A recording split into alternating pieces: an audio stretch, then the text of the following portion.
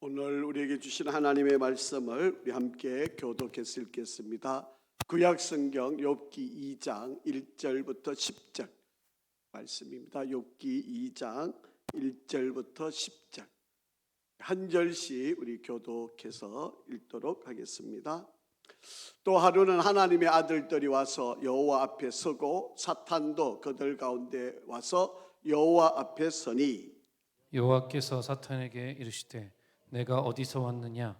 사탄이 여호와께 대답하여 이르되 땅을 두루 돌아 여기저기 다녀왔나이다. 여호와께서 사탄에게 이르시되 네가 내 종 욥을 주의하여 보았느냐? 그와 같이 온전하고 정직하여 하나님을 경외하며 악에서 떠난 자가 세상에 없느니라. 네가 나를 충동하여 까닭없이 그를 치게 하였어도 그가 여전히 자기의 온전함을 굳게 지켰느니라. 사탄이 여호와께 대답하여 이르되 가죽으로 가죽을 바꾸오니 사람이 그의 모든 소유물로 자기의 생명을 바꾸올지라. 이제 주의 손을 펴서 그의 뼈와 살을 치소서. 그리하시면 틀림없이 주를 향하여 욕하지 않겠나이까.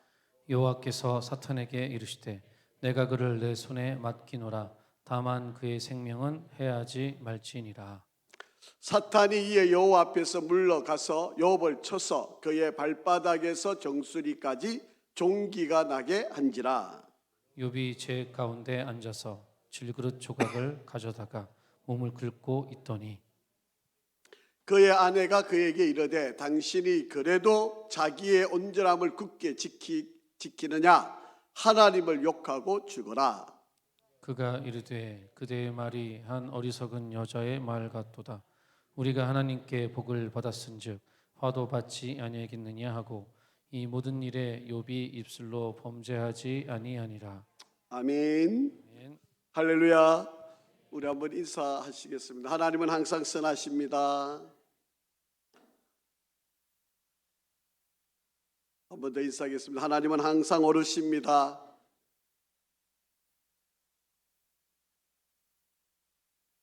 오늘은 우리 욥기 세 번째 시간입니다. 욥이 입술로 범죄하지 아니한 욥 말씀을 우리가 한번 살펴보도록 하겠습니다. 최악의 상황에서도 믿음을 지킬 수 있을까? 욥이라고 하는 사람은 첫 번째 사탄으로부터 시험을 받았는데 열심히 평생을 일궈왔던 모든 재산을 하루아침에 다 뺏겨버렸습니다. 그리고 10명의 자식을 잘 키운 10명의 자식을 하루아침에 다 잃어버렸습니다. 사실 우리 인생 가운데 이 물질이라고 하는 것이 얼마나 우리 삶 속에 깊숙이 자리를 잡아서 때로는 그 물질이 하나님을 대신하는 하나님보다 더한 우상으로 신으로 섬기는 분들이 솔직히 많이 있습니다. 그렇기 때문에 이 물질이 없어지면 솔직히 많은 사람들이 믿음을 또 신앙을 저버리게 되는 일들이 참 많이 있게 되죠. 우리가 IMF라고 하는 정말 상상하기도 어려운 그런 위험을 우리가 당했는데 하루아침에 열심히 일궈왔던 사업이 부도가 나고 부도 나는 정도가 아니라 전 재산을 다 빼앗기고 또 집에 딱지가 붙고 심지어는 거리에 내어 쫓기고 길거리에서 겨우 먹고 살아야 하는 그런 지경에 이르는 분들도 솔직히 많이 있었습니다. 그래서 믿음을 지킨다고 하는 것이 우리가 평소에 하던 그런 거 실제로 어려움을 왔을 때 그 믿음을 지킨다는 것이 그렇게 쉬운 이야기가 아니었던 것을 우리가 알 수 있습니다. 지금 욥에게도 하나님께서 하나님이 축복을 해주셔서 누리고 있는 이 물질 그리고 이 자녀들을 빼앗아가면 욥은 하나님을 원망할 거다. 이렇게 사탄은 생각을 한 거죠. 그래서 그 사탄은 인간에게 있어서 가장 욕망으로 가득 차 있는 그 물질 그리고 자녀 그것을 욥에게서 거두어 간 것. 그럼에도 불구하고 욥은 하나님을 원망하지 않았다라고 하는 것입니다. 사탄은요, 우리가 하나님께로부터 복을 누린 것을 가져가면 믿음을 저버리고 하나님을 원망할 거라고 그렇게 생각하기 때문에 사탄은 우리에게 가지고 있는, 우리가 누리고 있는 이 복을, 하나님이 주신 이 복을 빼앗아 가려고 얼마나 많은 노력을 하는지 모릅니다. 그런데 이 욥에게요, 이걸로만 끝나지 않은 시험이 있었습니다. 여러분 잘 기억하십시오. 사탄은 우리를 한두 번 공격하고 끝내야 되는 그런 상대가 아닙니다. 사탄은요, 우리가 죽음에 이르기까지, 하나님 앞에 서는 그날까지 사탄은 끊임없이 우리를 공격하는, 우리를 시험하는 자이다 라고 하는 것을 절대로 잊어서는 안 됩니다. 이 정도 했으면, 내가 요만큼 했으면, 이제 나이가 들었으니까, 나는 이제는 다 되었으니까, 아닙니다. 우리는요, 끝까지 싸워야 됩니다. 하나님이 우리를 부르시는 그날까지 우리는 이 땅에 있는 날은 어쨌든 사탄으로부터 자유롭지 못해요. 사탄은 죽음의 순간까지도 우리에게 위협을 해서 우리를 하나님을 원망하게 하고 믿음을 저버리게 만드는 바로 그런 일들을 저지르는 거예요. 그래서 사탄이 또 이렇게 엄청난 시험을 당했는데, 이렇게 상상할 수 없는 그런 어려움을 욥을 당했는데 이걸로 끝나지 않아요. 자, 한번 보실까요? 1절이자 한번 다시 읽어보실까요? 시작. 또 하루는 하나님의 아들들이 와서, 천사들이라는 이야기죠. 그리고 여호와 앞에 섰고, 누구도 섰습니까? 사탄도 그들 가운데 와서 여호와 앞에 서니 여호와께서 사탄에게 이르시되 네가 어디서 왔느냐? 사탄이 여호와께 대답하여 이르되 땅을 두루 돌아 여기저기 다녀왔나이다 라고 그렇게 이야기합니다. 여러분, 사탄의 일은요, 이 땅을 두루두루 다녀보는 겁니다. 그래서 자기 먹잇감을 찾는 거죠. 이게 사탄의 전형적인 모습입니다.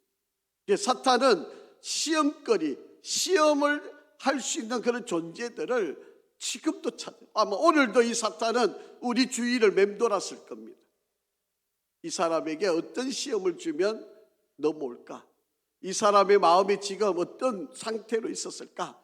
이 사탄이 우리의 모든 상황들을 다 둘러보고, 그래서 그에게 가장 유혹될 만한 것을 건드려보는 거예요.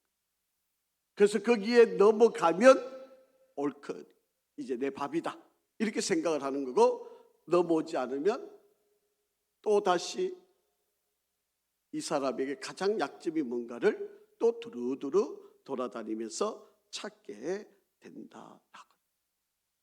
여러분, 우리 하나님 관점에서 보면 참 믿음을 지킨다라고 하는 것이 참 욥처럼 이런 대단한 믿음을 지키고 있을 수 있을까라고 하는 것을 우리가 참 생각하기가 쉽지 않습니다. 여러분, 수많은 믿음의 사람들이 있었지만 그 믿음의 사람들 가운데 정말 이 욥처럼 믿음을 잘 지키고 견디고 끝까지, 하나님 보시기에 너무 기쁘셨던 거예요. 자, 그래서 하나님이 3절에 이렇게 말씀을 하세요. 자, 한번 같이 읽어봅니다. 시작. 여호와께서 사탄에게 이르시되 네가 내 종 욥을 주의하여 보았느냐? 그와 같이 온전하고 정직하여 하나님을 경외하며 악에서 떠난 자가 세상에 없느니라. 네가 나를 충동하여 까닭없이 그를 치게 하였어도 그가 여전히 자기의 온전함을 굳게 지켰나리라. 여러분, 하나님께서 이 정도 말씀하실 정도면 욥을 얼마나 기뻐하셨을까? 아마 저와 여러분의 믿음을 보시고, 야, 내 아무개 집사, 아무개 권사, 아무개 장로, 야, 내가 이들을 보니까 너무 기뻐. 사탄한테 자랑 삼아 이야기하잖아요. 너 욥 보았냐? 너가 그렇게 시험을 해도 욥이 견뎌내지 않더냐? 배반하지 않지 않더냐? 욕하지도 않지 않더냐? 욥 받지 않냐? 하나님의 입장에서 이렇게 칭찬할 만한 저와 여러분의 믿음 생활이 되기를 간절히 바랍니다. 여러분, 사탄은요 끝까지 우리에게 거짓말하는 자, 그러니까 여러분, 거짓말하는 사람은 결국 거짓의 아비가 되는 사탄의 자식인 거지. 절대로 거짓말하시면 안 됩니다. 거짓말하는 자들은 사탄이 거짓의 아비니까. 그러니까 거짓말하는 사람은 사탄의 자식이 되는 거예요. 그러니까 하나님 관점에서는 사탄을 하나님이 이렇게 칭찬하니까 이 사탄이 욥을 가만히 내버렸지 않는 거예요. 그러니까 또 하나님께 또 충동질하고 또 사탄이 욥을 또 한번 건드려 보기를 하나님께 원하는 바로 그런 장면을 바로 여기서 이야기합니다. 그런데 여러분, 우리가 로마서 8장 28절 말씀 여러분 잘 알고 계시죠? 사랑하는 자 곧 그 뜻대로 부르심을 입은 자들에게는 뭐예요? 모든 것이 합력하여 선을 이루느니라, 이렇게 말씀하잖아요. 모든 것. 여러분, 여기서 모든 것은 제가 여러분한테 설명드릴 때 원문적으로 해석을 하면 나무 조각을 하나하나 조각조각을 다 붙였다는 것 뜻이에요. 그래서 나무가 이만한 조각이면, 이만한 나무면 조각조각 수 없는 수많은 조각들을 붙여서 이만한 나무를 만들어 놓은 거예요. 그런데 그 나무는 한 조각조각이 붙어 있기 때문에 그 조각에 우리 인생에서 말하면 때로는 좋은 일, 슬픈 일, 또 실패했던 일, 안 됐던 일, 또 성공했던 일, 뭐 이런 것들이 내 인생에 다 붙어져 있는 거예요.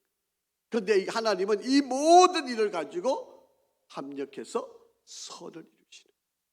그러니까 때로는 나에게 어려운 일이 왔는데 이것이 지금에는요, 그 상황에서 내가 못 깨달았는데 지금에서는 그것이 깨달아지는 거예요. 제가 이제 우리 기비 초청 잔치 때 영상을 이렇게 띄우려고 지금 자료를 이렇게 여러 가지 찾다가 보니까 여러분, 탤런트 가운데 정영숙 권사라고 하는 분 계시죠. 이분이 이 대학교를 원래는 이화여대를 가려고 그러셨다고 그래요.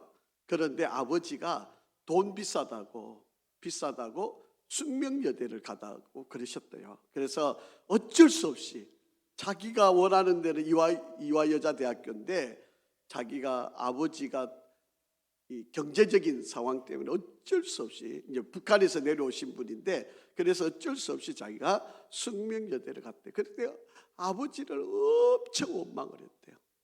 그런데 나중에 와서 깨달은 건데요, 뭐 이제 그 권사님 말에 의하면, 간증에 의하면 불과 5년 전에 본인이 깨달은 이야기래요. 왜냐하면 자기가 대학교 4학년 때 탤런트 시험을 보게 되고 거기서 합격을 했는데, 만약에 자신이 이화여대를 갔으면 이화여대에서는 이렇게 외부 활동을 못하게 했대요. 그러니까 아예 탤런트가 될 수도 없었던 거예요. 그런데 자기가 숙명여대를 갔기 때문에 숙명여대는 그런 데서 아주 자유로웠다는 거예요. 그래서 자기가 탤런트가 됐다는 거예요. 그때는 그게 원망스러운 일이었는데 시간이 지나서 보니까 그게 나를 하나님이 이렇게 쓰시는 도구로, 그게 여러분, 우리 인생 가운데 때로는 이게 불행이고 이게 우리에게 참 안타까운 일이고 이게 내가 정말 없었으면 좋은 일인데 시간이 지나서 세월이 흐르다 보면 바로 그것이 나에게 은혜였다는 거예요. 그게 나에게 하나님의 계획이었다는 것을 나중에 가서 깨닫게 돼요. 우리에게 일어나는 일은 지금은 다 못 이해해요. 지금은 내가 다 받아들일 수가 없어요. 왜 나에게 이런 일이 일어나는가? 왜 지금 이 상황이 이렇게 힘들게 하고 어렵게 하는가? 여러분, 그런 불만이 가득 차지만 하나님은 그것조차도 합력해서 선을 이루시는 분이에요. 여러분, 욥에게도 지금 여러분 상상이 됩니까? 여러분, 하루아침에 여태까지 이뤄낸 그 수많은 그런 재산 한꺼번에 다 잃었는데 여러분, 이것만 가지고도 여러분 무슨 말이 위로가 되는 거예요? 뭐 어떻게 그 사람을 뭐 우리가 뭐 마음을 다독거려 줄 수 있겠어요? 여러분, 이것에 더하지 자식을 다 잃었는데요. 여러분, 이걸 어떻게 설명을 합니까? 얼마나 마음이 괴롭고 아플까? 얼마나 고통스러워. 그런데 사탄은요, 이렇게 해놓고도 이것도 아랑곳하지 않고 또 그에게 시험거리를 준다라고 합니다. 자, 한번 보실까요? 4절 5절 시작. 사탄이 여호와께 대답하여 이르되 가죽으로 가죽을 바꾸오니 사람이 그의 모든 소유물로 자기의 생명을 바꾸올지라. 이제 주의 손을 펴서 그의 뼈와 살을 치소서. 그리하시면 틀림없이 주를 향하여 욕하지 않겠나이까. 그렇게 사탄이 욥에게 또 두 번째 시험을 또 가하려고 하는 거예요. 여러분, 물질과 자식을 거두어 간 것도 이것도 어마어마한 일인데, 여러분 10명의 자식 중에 1명을 잃어도 여러분 이게 가슴을 어떻게 이 가슴에 묻을 수밖에 없는 이 고통인데 10명의 자식을 다 잃었는데요. 그럼에도 불구하고 욥에게 지금 이 사탄이 또 공격을 한다라고 하는 거예요. 여러분 솔직히 이야기했어요. 물질도 내 지금 몸에서 비하면 내 몸의 바깥에 있는 거잖아요. 자식도 물론 우리가 생명을 낳아서 낳은 자식이지만 솔직히 말해서 여러분 자식도 내 몸에 있어서는 바깥이에요. 물론 가슴 아리고 슬픈 일이긴 하지만 그런데 내 몸에 병이 든다, 내 몸 자체에게 어떤 어려움이 온다 이러면 그것보다도 더 큰 고통이 나에게 있다. 그러니까 사탄이 욥에게 이것을 공격하는 거예요. 사실 내 몸이 아프면 물론 솔직히 말하면 자식 아픈 걸 내가 대신 아파지고 그런 게 부모의 솔직한 마음이지만 그럼에도 불구하고 사실은 자식도 제3자잖아요. 그런데 내 몸에 지금 병이 찾아온다면 여러분 이것보다 더 괴롭고 아픈 것이 없죠. 자, 그래서 이 속담인데요, 고대의 격언으로 쓰던 말인데 가죽으로 가죽을 바꾼다라고 하는 말이 있어요. 이 말이 무슨 말인가 하면 내가 짐승을 잡아가지고 그 가죽을 잘 이렇게 손질을 해가지고 잘 말려가지고 이것을 값어치를 만들어서 내가 원하는 정말 원하는 가죽 또 원하는 좋은 것들과 내가 맞바꿀 때 그때 쓰여지는 말이에요. 그게 아주 중요한 것, 아주 가치 있는 것을 더 중요하고 가치 있는 것으로 맞바꾼다. 그런 의미로 이 가죽으로 가죽을 바꾼다라고 하는 말을 쓰는 거예요. 자, 그런데 이제 공동 번역으로 보면요, 그러자 사탄이 대답하여 아랬다. 가죽으로 가죽을 바꿉니다. 사람이란 제 목숨 하나 건지기 위해 내놓지 못할 것이 없는 법입니다. 내 목숨이 더 중요하기 때문에 내 목숨보다도 덜 중요하다고 생각하는 자식이라든지 이런 것들은 얼마든지 내놓을 수 있다는 거죠. 이제 손을 들어서 그의 뼈와 살을 쳐보십시오. 제가 보장합니다. 그는 반드시 당신께 면전에서 욕을 할 것입니다. 그러니까 이 욥을 제3자 입장에서 물질 거둬가고 자식 거둬간 거 그걸로는 욥을 시험한 건 아닙니다. 진짜 시험은 욥 자신에게 병을 주는 것. 본인이 직접 병을 앓게 되면 하나님을 향하여서 욕할 겁니다. 지금 그렇게 이야기하는 거예요. 여러분 이게 솔직한 마음이에요. 저와 여러분들도요, 우리가 솔직히 아이가 아프면 내가 대신 아픈 마음, 그 솔직한 마음이지만 여러분 내가 아픈 거하고 달라요.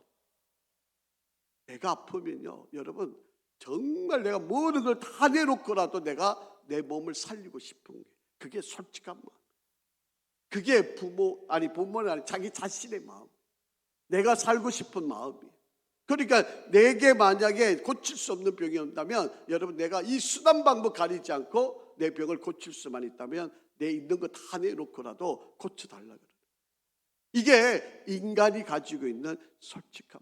그러니까 사탄이 마지막으로 시험거리를 건드는 것 중에 하나가 욥에게 몸을 건드리는 자신의 몸. 그러니까 여러분 우리 몸에 병이 찾아올 때 우리가 정말 잘 우리 자신을 깨달아 봐야 한다라고 하는 것입니다. 육체의 질고에 있게 되면요 대부분의 사람 10의 7, 8은 하나님을 부인합니다. 잘 신앙생활 해오다가도 열심히 믿다가도 정말 충성스러운 것 같았었는데 막상 자신의 몸에 병이 오면요, 하나님을 부인해요. 하나님을 저버리는 사람이 있어요. 그런 분들이 많이 있습니다. 제가 그런 분들 많이 봤어요. 아파지면 더 하나님께 매달리는 분들도 많이 있지만, 그러나 하나님을 떠나는 사람도 많이 있어요. 신앙생활 잘 해왔던 분들인데 그만큼 이게 어려운 이야기. 이게 뭐 남 이야기일 때는 왜 신앙이 그거밖에 안 되느냐고 우리가 쉽게 이야기하지만, 정작 자기 자신의 이야기가 되면요, 쉽지 않아요. 우리가 남한테는 왜 그러냐, 그렇게밖에 안 하느냐, 이렇게 말을 쉽게 건네지만 정작 본인에게는 그렇지 않아요. 자, 6절 말씀 한번 봅니다. 시작. 여호와께서 사탄에게 이르시되 내가 그를 네 손에 맡기노라. 다만 그의 생명은 해하지 말지니라. 하나님께서 욥에게 생명만 건들지 말고 네가 마음대로 해라. 가죽을 바꾸듯이 한번 네가 마음대로 욥을 한번 건드려 봐라. 그렇게 하나님께서 말씀을 하십니다. 그러니까 욥은 생명은 건들 수 없었는데 욥에게 있어서 가장 치명적인 그런 고통을 안기기 위해서 7절에 이렇게 공격을 하는 거예요. 자, 한번 같이 읽어보실까요? 시작. 사탄이 이에 여호와 앞에서 물러가서 욥을 쳐서 그의 발바닥에서 정수리까지 종기가 나게 한지라. 그렇게 이야기를 합니다. 여기서 종기라고 하는 말은 상피병이라고 하는 그런 말로 쓰는데, 뭐 소위 말하는 피부병 같은 겁니다. 머리부터 발바닥까지 이 종기가 나고 피부병. 손으로 걸고도 아픈 줄을 모르니까 기왓장, 잿더미, 그게 뭐 소위 말하면 동네 쓰레기통에 앉아가지고 거기 있는 기왓장 깨진 바로 그 기왓장을 가지고 자기 몸을 걸고도 고통을 모르는 거예요. 이게 얼마나 힘든 거예요. 손으로도 안 돼가지고 기왓장으로 자기 몸을 걸는데도 고통을 모르는 바로 그런 상황에 이르렀다.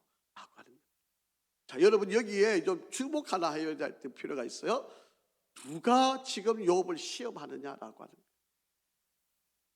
여러분, 오늘날 저와 여러분들의 싸움의 대상이 누구냐라고 하는 거예요. 여러분을 힘들게 하고 여러분을 괴롭게 하고 여러분을 고통스럽게 하고 여러분 마음을 자꾸 흔드는 그런 존재가 누구냐라고 하는 거예요. 여러분 그걸 잘 기억하셔야 돼요.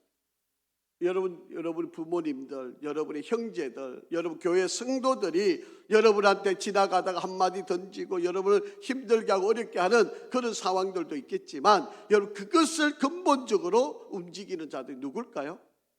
그게 사탄이에요. 사탄. 우리의 싸움은 혈과 육이 아니에요. 눈에 보이는 사람들이 아니에요. 그 사람들을 다스리고 지배하고 우리를 공격해 하는 바로 그 영적인 존재, 시험하는 자, 거짓의 아비, 바로 그 사탄이 바로 우리의 시험의 대상이다. 자, 예수님 당시에도 이런 일이 있었죠. 예수님이 40일 금식하고 난 뒤에 공생애를 시작하려고 그러니까, 자, 마태복음 4장 3절 한번 읽어보죠. 시작. 시험하는 자가 예수께 나와서 이르되 네가 만일 하나님의 아들이거든 명하여 이 돌들로 떡덩이가 되게 하라. 그렇게 말합니다. 여기 보니까 사탄을 뭐라고 불러요? 시험하는 자. 시험하는. 여러분을 끊임없이 시험하는 자는 누구다? 사탄이다. 여러분이 싸워서 이길 존재는 눈앞에 있는 사람을 미워하시면 안 돼요. 뭐 형제들이, 뭐 여러분 부모님들이 여러분을 조금 괴롭힌다고 뭐 그 사람들을 여러분 욕하고 이러면 안 됩니다. 여러분 그들을 건드리고 있는 이들이 누구였다고요? 시험하는 자. 예수님께도 찾아와서 예수님을 공격하던 자가 바로 사탄이다 라고 하는 것입니다. 누가복음에도 보면요, 마귀가 모든 시험을 다 위해 얼마 동안 떠났다라고 되어 있어요. 그게 시험하는 자가 누구였다? 마귀였다. 마귀, 사탄. 여러분 시험하는 자 다 똑같은. 여러분 베드로에게도요. 마가복음 8장 33절 한번 읽어보실까요? 예수께서 돌이키사 제자들을 보시며 베드로를 꾸짖어 이르시되 사탄아 내 뒤로 물러가라. 네가 하나님의 일을 생각하지 아니하고 도리어 사람의 일을 생각하는도다 하시고, 그게 사탄을 베드로 자체를 미워하시는 게 아니고 그 베드로 속에서 생각하고 말하게 하는 바로 그 근본의 문제가 누구였다는 거죠? 사탄이었다는 거예요. 예수님이 베드로 보고 그렇게 말씀하시는 게 아니고 그 생각을 지배하고 있는 사탄을 책망하시는 거예요. 여러분 가룟 유다도 마찬가지예요. 마귀가 벌써 시몬의 아들 가룟 유다의 마음 속에 예수를 팔려는 생각을 이미 넣었다. 그러니까 여러분 우리가 사탄의 도구가 될 수도 있는 존재라고 하는 사실을 잊어서는 안 된다. 여러분 예수님과 함께 십자가에 매달렸던 예수님과 함께 두 행악자들이 있었잖아요. 누가복음 23장 39절에 달린 행악자 중 하나는 예수님을 향해서 비방하여 이르되 네가 그리스도가 아니냐, 너와 우리를 구원하라. 그러니까 그 속에 악한 사탄의 생각이 들어가 있으니까 예수님을 향하여서 마지막 구원받을 수 있는 기회인데, 그게 우편 강도는 마지막 기회 때 예수님께 고백을 하고 구원받은, 이 좌편 강도는 끝까지 그 사탄의 노임에서 빠져나오지 못하고 결국은 심판을 받는 바로 그런 자가 되었다. 자, 그렇기 때문에 여러분 이 일련의 과정을 쭉 한번 살펴보시면 여러분 저와 여러분이 신앙생활을 하면서 언제까지 끝까지 신앙생활을 잘해야 되는 것일까요? 이제는 내 나이가 이제 은퇴했으니까 이제부터는 난 이제 괜찮아. 이제는 시험거리도 없고 죄도 안 지을 거야. 나는 이제 편안하게 살아도 돼. 맞는 말인가요? 아니. 언제까지요? 죽을 때까지. 여러분 언제 어떻게 우리가 유혹당할는지 몰라요. 그러니까 마지막 순간까지 믿음을 지킨다고 하는 것이 그래서 여러분 우편 강도처럼 마지막 죽을 때 마지막 기회 때 구원받는 사람도 있는데 마지막 기회인데도 불구하고 죄를 짓는 바로 이런 어리석은 자들이 있었다라고 하는 이야기. 자, 그래서 여러분 우리가 절대로 얽매이지 않아야 돼요. 다시 말씀을 드린다면 내가 하나님보다도 더 우선시 되는 것, 내가 이것보다도 내가 이것이 더 소중하다고 여겨지는 것, 이것을 내가 집착하고 있으면 얽매이는 것이 되는 거예요. 그게 여러분 재물일 수도 있고 자식일 수도 있고 자기 생명일 수도 있는 거예요. 그러니까 내가 하나님보다 더 귀한 것이 없다라고 여겨져야 되는데 내가 하나님보다도 더 귀한 것이 있다. 그러면 여러분 그거 건드리면 여러분 우리 믿음을 포기하게 돼요. 그래서 내게 얽매이는 게 없어야 내가 그 어떤 유혹이 와도 내가 이길 수 있다라고. 여러분 예수님 당시에 재물이 많은 청년이 예수님 찾아왔잖아요. 어떻게 하면 영생을 얻을 수 있습니까? 라고 그렇게 물었어요. 그러니까 예수님이 너 있는 거 다 팔고 그리고 나를 따르라. 그러니까 이 청년이 어떻게 한다고요? 근심하면서 돌아갔다라고 하는 거예요. 예수님에게 와서 영생 얻는 좋은 방법을 찾기를 원했는데 너가 가지고 있는 모든 재물을 팔아서 가난한 사람을 주고 그리고 나를 따르라 그러니까 그 재물 때문에 근심하고 주님을 떠나간, 구원받고 하나님께 쓰임받을 절호의 기회였는데 그거를 놓치는 바로 그런 안타까운 자가 되었다라고 하는 이야기.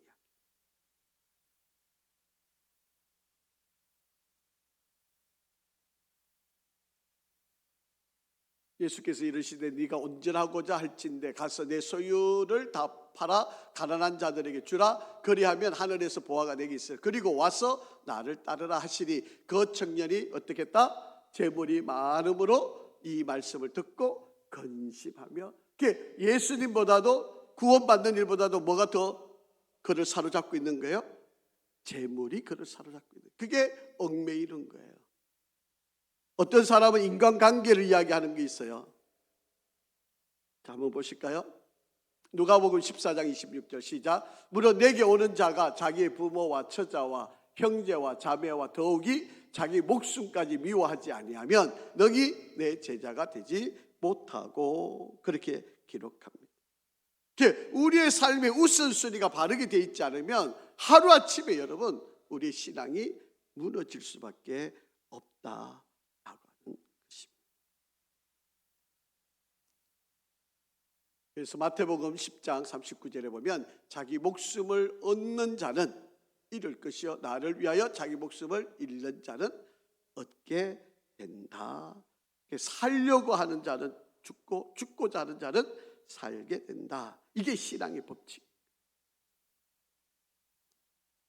하나님께서 오늘 이런 믿음을 우리에게 요구하고 계신다라고 하는 거예요. 자, 지금 욥의 형편을 한번 좀 보시죠. 자, 8절. 욥이 제 가운데, 그게 다시 말하면 동네에 쓰레기 더미에 앉아가지고 질그릇 조각을 가져다가 몸을 긁고 있었다. 그러니까 이 피부에 손으로 긁어도 뭐 느낌이 없을 정도. 그게 얼마나 뭐 정확한 병명은 알 수 없지만 어떤 피부병의 일종일 테고요. 그리고 이 피부병이 얼마나 깊이 이게 상처를 입혔으면 뭐 감각을 전혀 느끼지 못하는 그런 상황에 이르렀다. 자, 여기에 이거 얼마나 뭐 여러분 사실 저와 여러분 자신도 우리 몸이 아프면요 만사가 다 귀찮은 것 정도가 아니고 옆에서 누가 말 한마디 해주는 게 이게 신경이 막 짜증나고 화가 나고 막 얼마나 뭐 괴롭고 힘든 일인지 모르죠. 옆에서 좀 위로해주고 격려해주고 잘 이렇게 좀 이렇게 도닥거려주고 이렇게 위로해주는 게 그게 힘이 되는 건데 사실은 막 사람들이 이게 봐라 그럴 줄 알았다. 이렇게 가지고 당신이 그렇게 하니까 그렇게 될 수밖에 없어. 뭐 이러고 앉아 있으면 이거 사람 참 힘든 이야기입니다. 자, 한번 보세요. 9절. 욥의 아내의 반응입니다. 시작. 그의 아내가 그에게 이르되 당신이 그래도 자기의 온전함을 굳게 지키느냐 하나님을 욕하고 죽어라. 그렇게 지금 이야기를 하는 겁니다. 몸이 아파서 너무 끔찍하고 처절한 상황인데 함께 있어줘야 할 아내가 지금 하는 말이 저런 말입니다. 사실 얼마나 이 고통스러울까. 여러분 자식 다 잃었잖아요. 재산 다 잃었잖아요. 자신의 몸에 병이 찾아왔어요. 마지막 끝까지 위로하고 함께 있어야 할 아내가 지금 이렇게 말을 한다고 한번 생각을 한번 해보세요. 물론 우리가 아내 입장을 한번 생각을 해보면 얼마나 비참하겠습니까. 재산 다 잃었죠. 자식 다 잃었죠. 그리고 믿어야 하는 남편마저 이렇게 병이 들어있죠. 그러니 사실 아내 입장도 우리가 이해 못할 바는 아니지만 그러나 지금 저렇게 말을 하는 것은 신앙이 없는 사람이에요.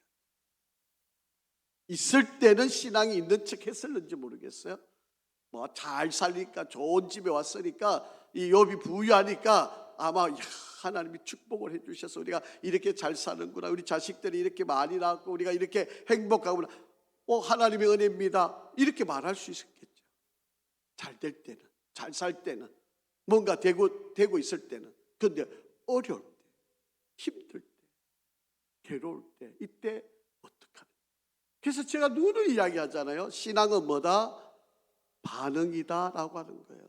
그러니까 어려울 때, 힘들 때 내가 어떻게 말을 하고 어떻게 행동하고 어떻게 반응하느냐. 여러분 지금 욥을 통해서 우리가 계속해서 배우지만 우리가 욥의 주제를 뭐라고 말씀드렸어요? 말조심이라고 말씀드렸잖아요. 욥이 여러분이 읽으시면서 나름대로 묵상해서 다른 각도로 얼마든지 여러분 이해하실 수 있는 부분들이 있을 겁니다. 그런데 저는 이 욥을 읽으면서 제 마음에 아주 깊이 부딪혔던 말씀은 정말 우리가 힘들 때 말 조심해야 돼. 그냥 내 기분대로 내 생각대로 툭툭 내뱉는 말들이 바로 그것이 나의 인격이고 삶이고 내가 반응이고 그것이 하나님이 다 들으시고 나를 평가하는 기준이 돼요. 물론 힘들지요, 어렵지요, 안타깝지요, 괴롭지요. 그거 뭐 당하고 있는 사람 입장에서 보면 뭐 당연한 이야기죠. 그런데 그렇다고 함부로 말하는 건 아니에요. 신앙생활이라고 하는 것은 그런 게 아니잖아요. 그게 욥 아내를 보면 제가 보기에는 신앙생활 하는 사람이 아니었던 것 같아요. 뭐 제가 이렇게 단정 지을 수는 없지만 지금 이렇게 어려움을 당하고 있을 때 보면 사실은 옆에서 지켜주고 도와주고 정말 기도 함께 해주고 그 고통을 함께 괴롭지만 견뎌내주는 게 이게 함께 할 일인데 혀를 깨물고라도 참아야 되죠. 견뎌내야 되죠. 그래야 되는데 그렇지를 못했다라고 하는 겁니다.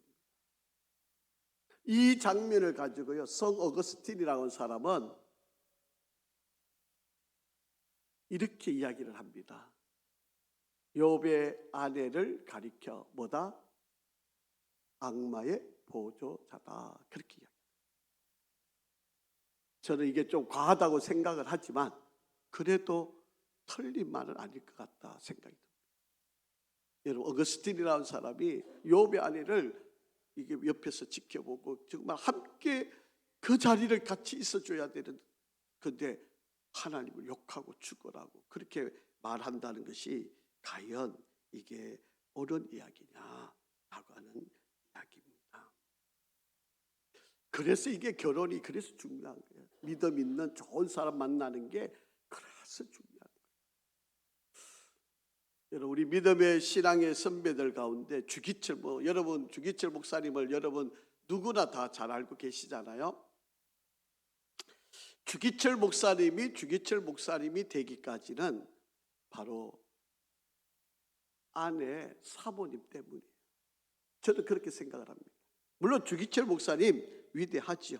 정말 귀한 분이고 정말 이 신앙을 잘 갖고 있었던 그런 분임에는 틀림이 없습니다. 그런데 그 주기철 목사님 되게 만든 사람은 오정모라고 하는 지금 저 사모님 때문에, 사모님이 아니었으면 주기철 목사님이 순교자가 될 수가 없었다라고 그렇게 이야기할 수 있습니다. 물론 주기철 목사님이 일사각오라고 하는 분명한 믿음을 갖고 있는 분이었습니다. 투철한 신앙을 갖고 있는 분이었습니다. 물론 그것이 주기철 목사님의 순교에 이를 수 있는 아주 중요한, 믿음을 저버리지 않는 그 고난 가운데서도 아주 중요한 그런 힘이었지만 이 배경에는 바로 이 사모 때문, 오정모라고 하는 이 사모 때문입니다. 주기철 목사님이 몇 달간 감옥 생활을 하고 가석방이 되게 되었습니다. 그때 이 오정모 사모님이 가석방하여 나오는 주기철 목사님한테 첫 마디로 뭐라고 이야기하는지 아세요?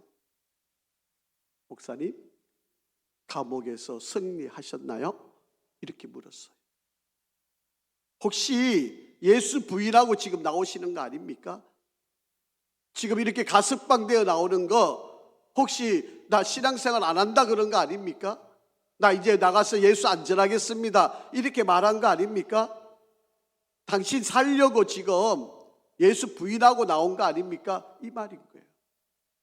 여러분, 아내가 지금 남편이 그렇게 혹독하게 고문당하고 몸을 질질 끌고 나오는데 아내라고 하는 사람이 말하는 첫 마디가 감옥에서 승리하셨나요?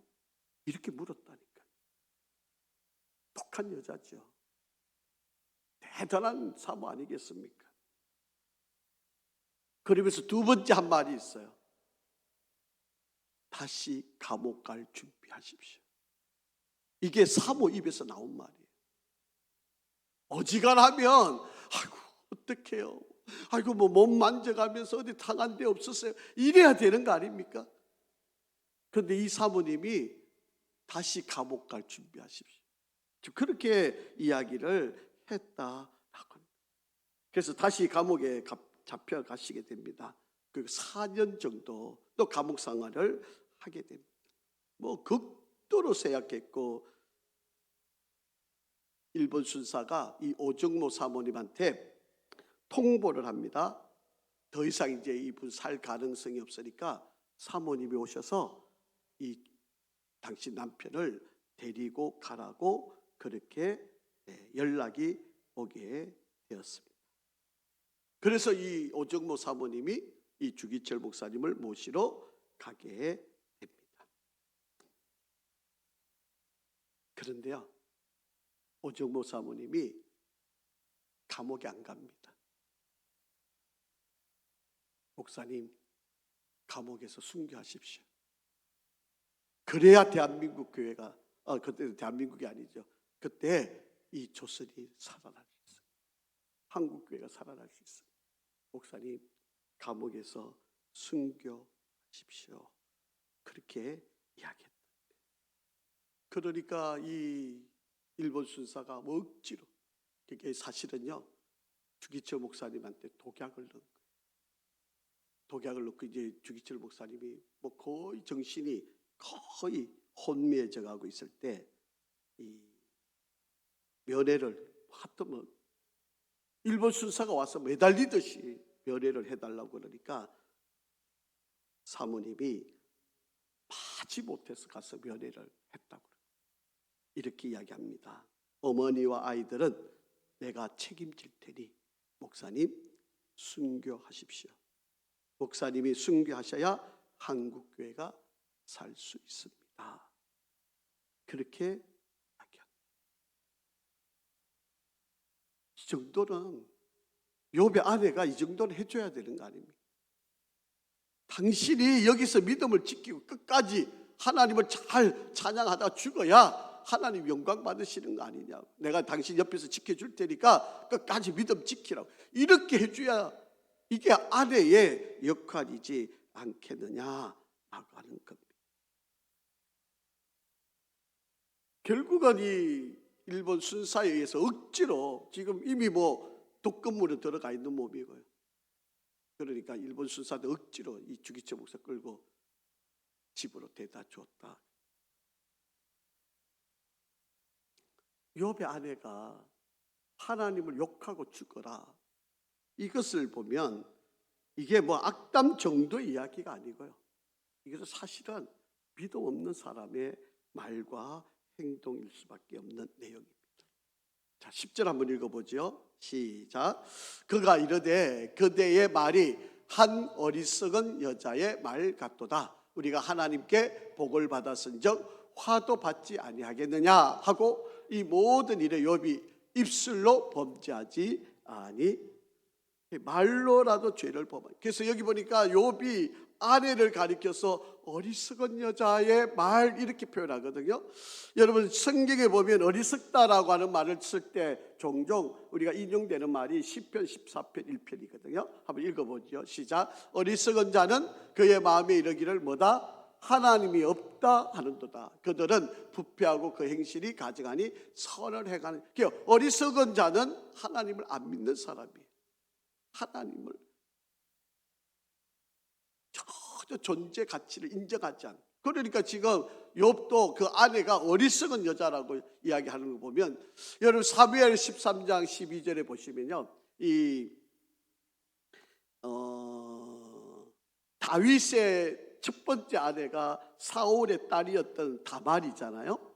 이 다말이 이 다윗의 첫 부인이 되는데 이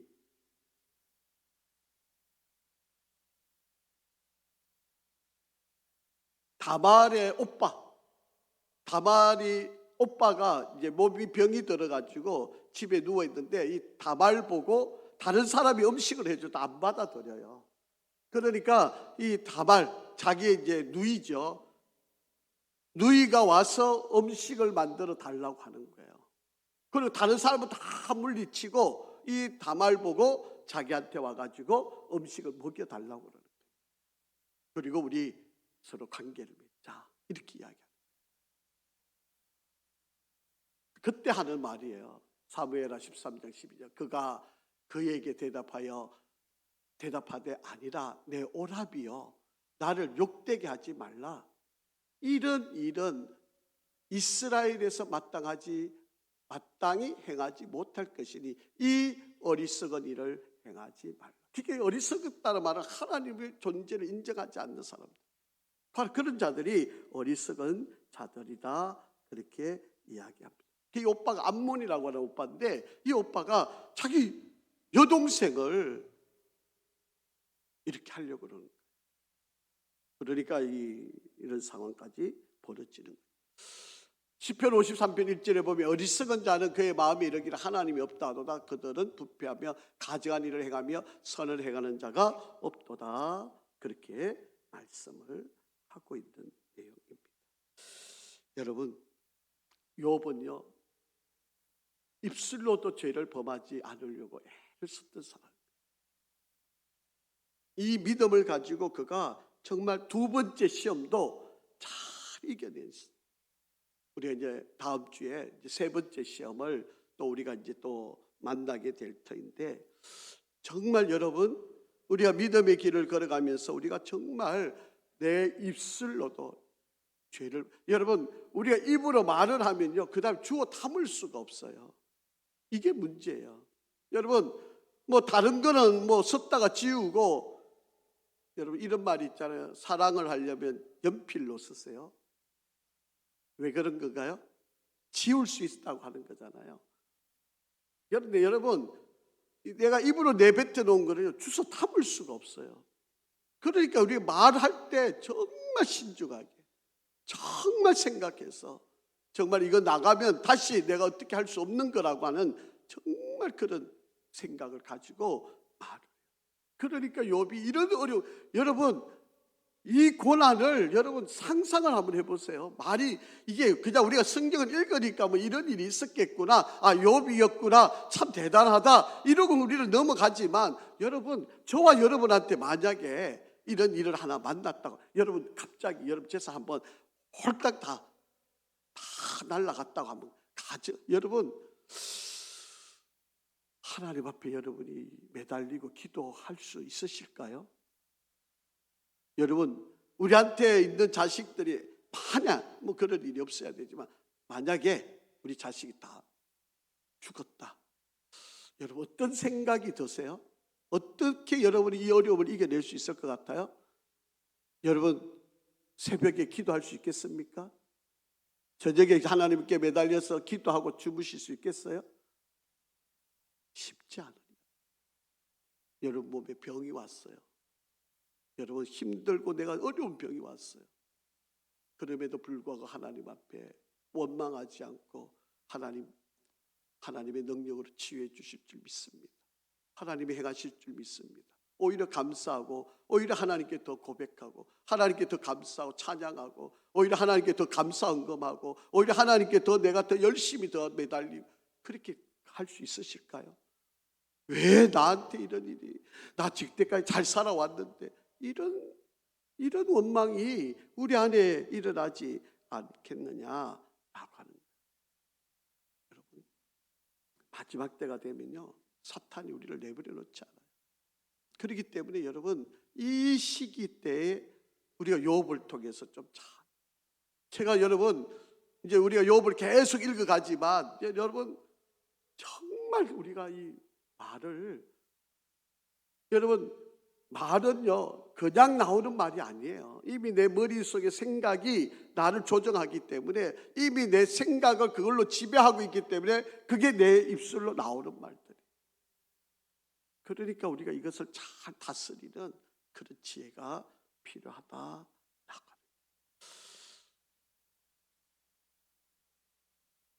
축복만 하나님 손에 있는 것이 아니고, 여러분 때로는 나에게 일어나는 그 모든 고난도 하나님께로부터 온다는 사실, 단지 사탄이 도구로 우리를 사용하는, 그렇기 때문에 믿음으로 이 상황을 잘 이겨.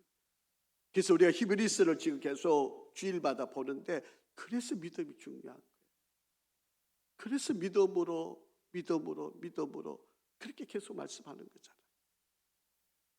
우리 사랑하는 성도 여러분, 욥의 고난을 통해서 우리 믿음도 우리가 잘 이기고 승리하기를 주의 이름으로 축복합니다. 은혜로우신 아버지 하나님 감사합니다.